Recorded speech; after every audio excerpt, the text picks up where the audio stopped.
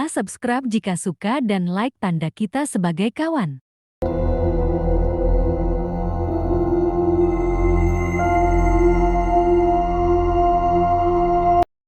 Kisah ini berlaku berpuluh tahun yang lalu, yaitu sebuah keluarga diorang tinggal di rumah kebun dan mereka ni hidup serba kekurangan. Family ini terdiri pada ayah, ibu dan 3 orang anak, iaitu 1 perempuan, 2 laki-laki. Kehidupan mereka ni sangatlah daif dan serba kekurangan. Dengan keadaan sedemikian, memang berbagailah dugaan yang mereka kena tempuhi. Sebab pada zaman tu pengangkutan atau komunikasi belum terwujud seperti sekarang. Pada suatu hari, si ayah mengambil keputusan untuk merantau demi mengubah nasib keluarga. Dengan berat hati, ibu pun melepaskan kepergian ayah mereka.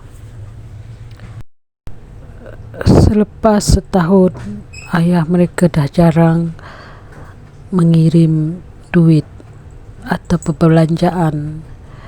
Ini menjadikan keadaan semakin sukar. Si ibu pula terpaksa bertungkus lumus, bekerja siang malam untuk mencari sesuap nasi untuk mereka anak beranak. Biasanya pada waktu petang, si ibu akan keluar mencari kayu api untuk memasak makanan. Tetapi pada petang tu, 3 adik-beradik tu tertunggu-tunggu. Si ibu tak balik-balik. Hari pun malam. Bila malam menjelang, mereka adik-beradik pun semakin risau. Perut pun mula berkeroncong. Mereka adik-beradik pun menyelongkar bahagian dapur mencari apa yang ada. Mereka terjumpa beberapa keping biskut kering dan air kosong. Itulah yang mereka makan. Mereka bertiga masih menunggu kepulangan si ibu.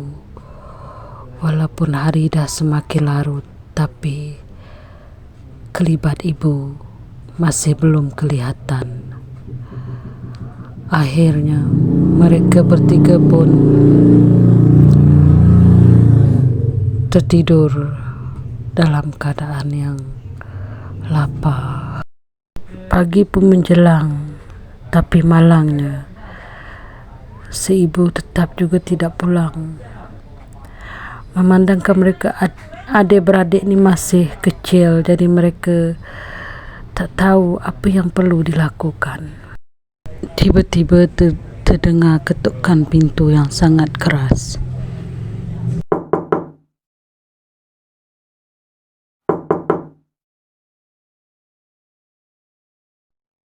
Anaknya yang perempuan tu pun membuka pintu dan teka siapa yang di depan tu. Nak, tadi orang kampung jumpa mak kamu orang. Pakcik minta maaf ya. Mak korang dah tak ada. Sabar ya nak. Wajah pakcik tu pun macam sedih bila memandang ke arah anak-anak yang bertiga tu. Yelah, dah lah ayah lama tak balik. Satu-satunya mencari nafkah untuk diorang pun sudah pergi juga menghadap Ilahi. Dengan bantuan orang kampung, jenazah ibu mereka selamat dikebumikan berhampiran dengan rumah yang mereka diami itu. Adalah dalam selang beberapa hari adalah orang kampung yang menghantar makanan, tapi masa tu memang susah. Jadi yalah, kadang dalam seminggu tu adalah 2-3 kali diorang hantarkan makanan. Mereka pun dalam keadaan yang serba kekurangan juga, tapi sebab kesian kan adik-beradik tu, orang kampung membantulah serba sedikit apa yang mereka mampu. Hinggalah pada suatu hari, tak lama selepas tu,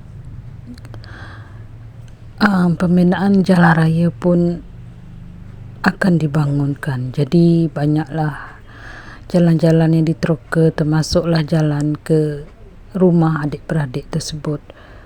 Yang ini menghalang orang kampung ke tempat mereka adik-beradik ni, dan laluan tak ada laluan dah, sebab di situ diorang simpan batu-batu besar, pasir dan sebagainya. Sebab tempat tu nak dibangunkan dan akan menjadi lebih baik daripada sebelumnya. Jadi tak adalah orang yang nak hantar makanan dekat mereka dan keperluan lain.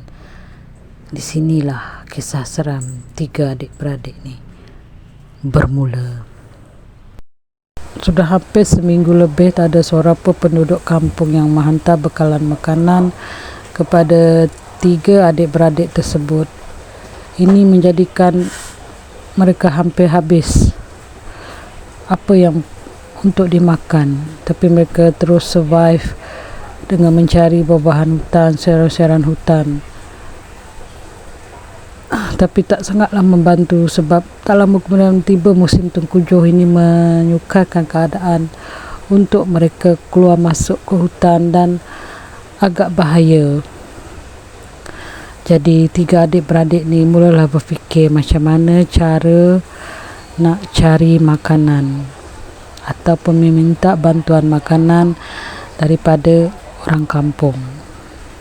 Masuk pada hari yang ketiga, barang-barang dapur mereka benar-benar dah kehabisan stok.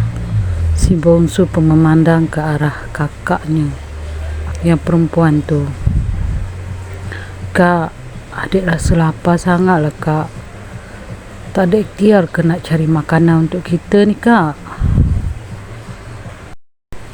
Tiba-tiba si adik yang tengah tu pun menjawab,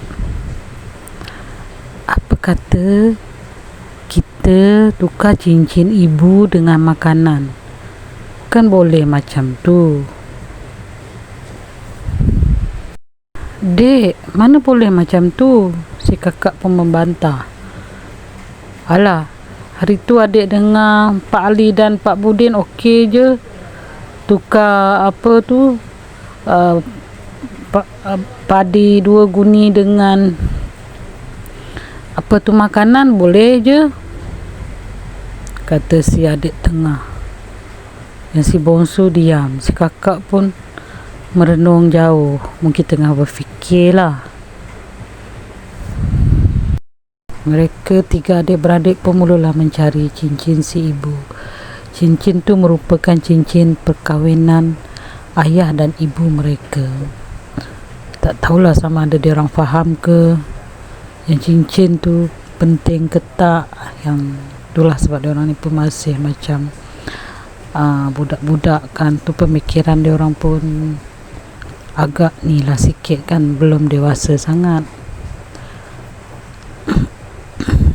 Jadi mereka bertiga pun berusaha mencari ke mana-mana di ceruk rumah tu, tapi tak jumpa cincin tu. Akhirnya mereka bertiga berhenti mencari. Sekali lagi adik yang tengah tu pun berkata kepada adik yang bongsu dan kakak dia, "Kak, adik rasa mungkin cincin tu masih dekat jari ibu kot. Mungkin tak sempat nak tanggalkan. Kita ambil je lah dari jari ibu tu." Terbeliak mata si kakak bila adik yang tengah tu cakap macam tu.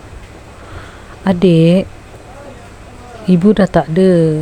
Ibu dah dikebumikan. Kita tak patut buat macam tu." Adik yang tengah ni pun mulalah, "Habis tu kita nak makan apa ni kak? Nak keluar pun tak boleh, hari hujan. Orang kampung pun lama dah tak hantar makanan. Nanti kita mati kelaparan kak. Akak nak buat pilihan macam mana? Nak kita mati kelaparan atau kita dapat cincin tu dan tukarkan dengan makanan? Akak fikir baik-baik sebelum saya yang buat keputusan." Nampaknya adik yang tengah tu memang dah nekat dengan keputusan dia. Si kakak masih teragak-agak. Si bongsu sebab masih kecil cuma terkebil-kebil je memandang ke arah kedua saudara dia, kedua adik-beradik tersebut. Pada malam tersebut, hujan pun reda. Perlahan-lahan kakak dan adik yang tengah tu keluar menggali kubur ibu mereka. Manakala adik yang kecil tu tinggal di rumah lah sebab dia pun tak dapat nak buat apa-apa. Jadi diorang berdua pun nekat pergi ke kubur ibu mereka dan menggali. Selepas menggali tu, mereka pun cuba mencari cincin tu, dan akhirnya memang benar cincin itu masih berada di jari ibu dia orang. Tapi iyalah, dah lama kan, badan ibu dia pun dah semakin mereput dan berbau. Mereka berdua cuba mengeluarkan cincin tu, tapi dia macam terlekat dan sangat sukar. Tiba-tiba adik yang tengah tu berlari ke rumah dan mengambil pisau, dan dia nekat memotong jari ibu dia dan mengambil cincin tersebut. Kakak dia menggelengkan kepala sahaja. Dia tak dapat dan nak menghalang keinginan adiknya tu. Dia cuma akur je dengan keadaan. Dan tiba-tiba hujan yang berhenti tadi telah menghadirkan satu hawa dingin yang sangat-sangat sejuk. Bulu roma dia orang pun mula meremang. Mereka berdua pun cepat-cepat memperbetulkan jenazah ibu mereka dan dengan segera menimbuskan tanah tu semula. Ya Tuhan, apalah dua adik-beradik ni dah buat. Yalah, kadang-kadang dalam keadaan sukar, kita manusia ni memang akan buat apa sahaja. Dan tiba-tiba hujan turun dengan kilat yang sangat-sangat deras, dan bunyi petir kilat sabung menyambung berdentum dengan kuat. Mereka adik-beradik berlari masuk ke dalam rumah semula. Selepas tiba di rumah, adik yang tengah tu bercakap, "Kakak, esok kakak cari Pak Ali dan Pak Budin dan tanya kedengar mereka macam mana nak tukar cincin ibu ni untuk menjadi makanan." Si adik yang tengah ni memang nekat, berani dia ni. Mungkin dia fikir dah tak ada cara lain ni. Betul lah, kadang-kadang bila kita terdesak ni, kita boleh fikir macam-macam. Akhirnya 3 adik-beradik tu pun tidur dalam kelaparan. Tak berapa lama kemudian terdengar bunyi ketukan pada jendela rumah kebun tersebut.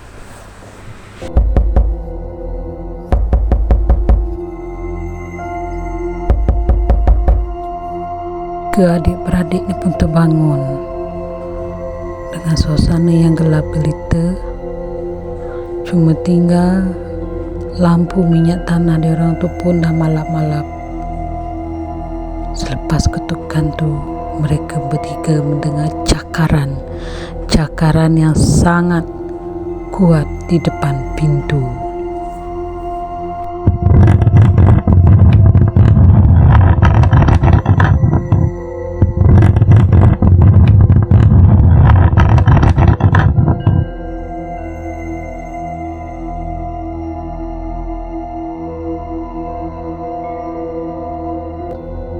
Tiba-tiba terdengar satu suara memanggil mereka, adik-beradik. Kembalikan jariku, kembalikanlah jariku, supaya jasad aku sempurna dan tidak ada cacat celah. Kembalikan sebelum subuh, wahai anak-anakku. Kemudian bergemalah tangisan yang menyayat hati